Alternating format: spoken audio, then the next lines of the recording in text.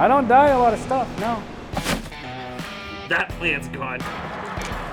What? The traffic is backed up the street to Tractor Supply. Really wish Pete was here, because I really don't know what I'm doing with it. Bro, that feels so good. Well, first I got a call a few weeks ago, and Pete's like, hey, look out for an order. I was like, of what? He's like, I bought a bunch of hemp. And I was like, for what? He's like, for the belts. I was like, we're going to use hemp? He's like, yeah, we're going to dye it in-house. I was like, okay. Well, today our task has been to begin the process of working on dyeing our new samples of jiu-jitsu belts.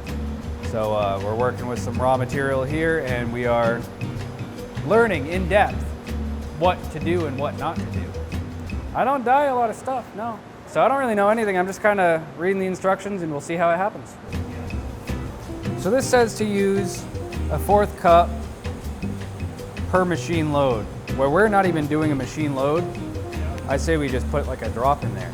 We used to make only raw, white, all woven goods. We would work with a partnering company and have them actually batch dye our fabric. Issue that does tend to come from making materials like that is inconsistencies that can come with dyeing, because you have to deal with different amounts of chemicals. And say you have a dye bath and you already ran 100 yards through it. Now technically, if you don't keep up on exactly how much dye is still in that water or in that bath, it's gonna technically make it a slightly different shade.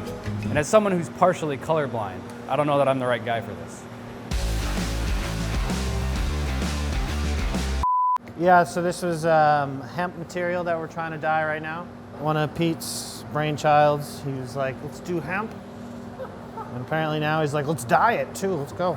My understanding is that out of the raw, raw fiber materials, it's one of the stronger, more durable ones, so it should be very capable of holding up over time. We just made a prototype one, and then we dyed it, and it came out like this.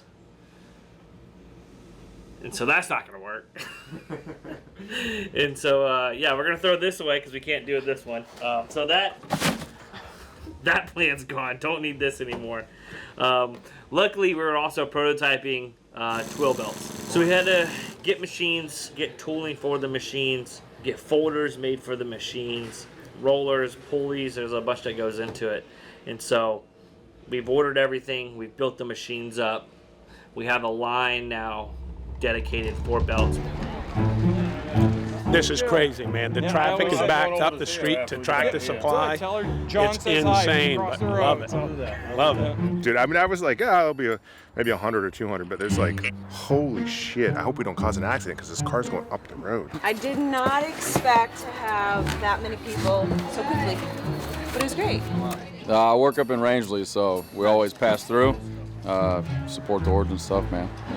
I told the manager, like, you gonna come over? I was like, I doubt it. I mean, let me know if anybody shows up.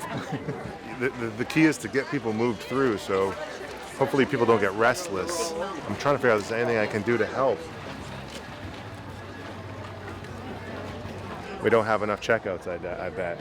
Amanda, what should we do about the problem with checkout, the backlog? So I have Sitting Cam working on it. They have a mobile device they're going to bring out. So Hannah, what you can do is if anybody has cash, you can just be like, if anybody has cash and the exact amount, just come see me.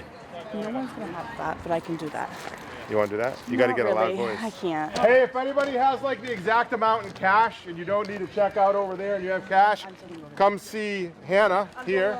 Yes, right there. Good. Go see her if you have cash. The exact amount though, because I don't have any change. You know what? We should have had a freaking barbecue, dude. Yeah, we should have. You know, like cooking some big old red snappers and put that in the debrief. Yeah, we should. We are making a belt, but we have to load the folder first with the fabric. Have you made any belts before? No. It has a level of stress to it. Yeah, but I like a challenge. I'm always up for a challenge. So this is a 130-inch belt, so it's going to be a long one. And so what's the deal with this? I thought Pete was supposed to be making belts. Yeah, last I heard he was going to make the first belt. Well, I guess that's not quite coming to fruition, because I'm suddenly making the first one. I help it I help pull it to the roller, because,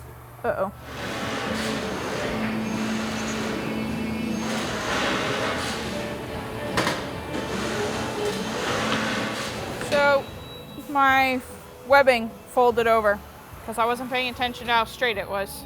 Really wish Pete was here because I really don't know what I'm doing with it. So flying by the seat of my pants right now. I've been sewing since 2015. Have to learn how to problem solve. You have to make sure your lines are perfectly straight. And you got different machines. I've never used a walking foot machine, and that's one of the machines that I'll be using. And so until this morning, I've really never used it. So that added another level of stress to it. But we got it.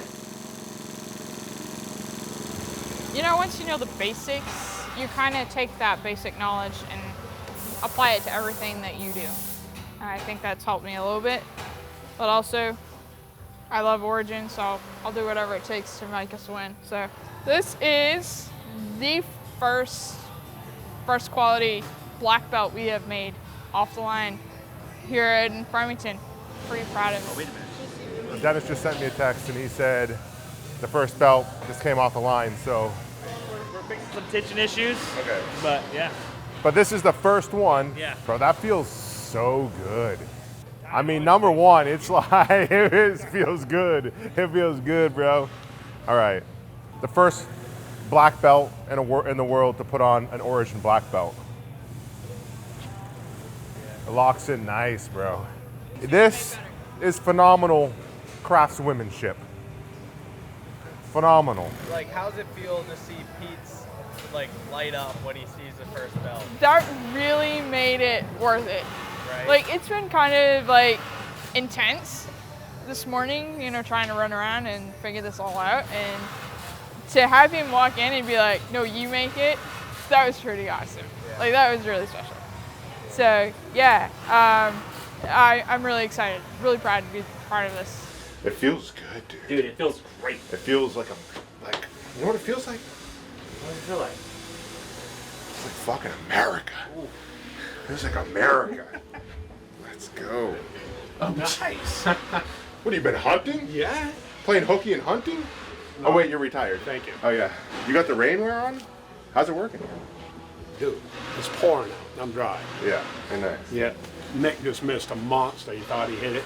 So we've been out looking, but Evan shot a 5-pointer. Where'd he get hit? He sent me a photo. He didn't tell me. Can't tell you. No.